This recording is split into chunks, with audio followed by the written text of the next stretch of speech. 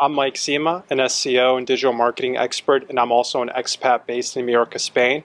Today I'm going to talk about SEO branding and your homepage and why it's important and some things you need to consider.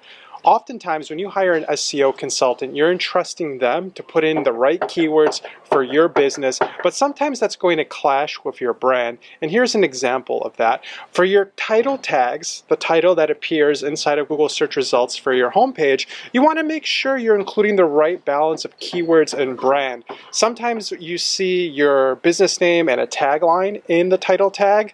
Other times you might actually put in a focus keyword to tell people what you're all about. If you're a locksmith, you might want to include the locksmith keyword in there. And those are considerations you have to weigh between brand and SEO. And sometimes you're going to push back because when you see what your SEO consultants have done, you might be left confused wondering why they chose these keywords. I would never search for this. But you actually have to broaden your horizon because people are going into Google every day and they're plugging in a couple of different keywords, and we can extract that data as consultants and tell you which ones have the most search volume, which ones have the least search volume. So if you're searching for something and there's no data or evidence to support there's actually some interest around that keyword, it might be a poor choice. And that's why removing those poor choices and putting better opportunities into your site is very important.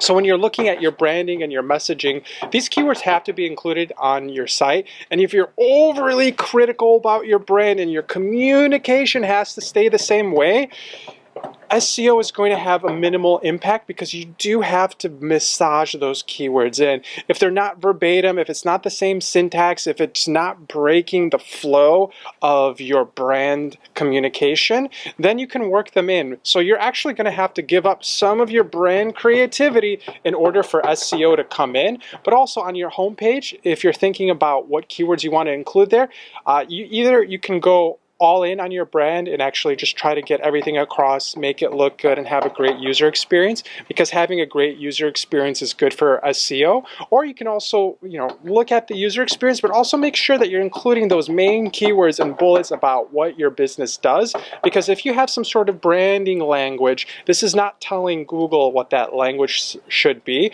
So you're going to, like I said, you're going to need to balance the two. So if you do hire an SEO consultant and they make some changes to your website content, and you're wondering what's going on, well, the reasoning behind that is the keyword research, and you should be easily able to find the keyword research and the decision making that goes into making this sort of a modification to your site. So that's how you want to balance your brand. And also, if you do find a good opportunity inside a Google Search Console that you're ranking for and you're seeing this trend go up and you're tracking that trend, it might be a good keyword to consider because your homepage should be ranking for those moonshot keywords. If you're a locksmith, you want to rank for locksmith #1 in your market. That's your moonshot, right? That's how you get on top of your SEO game.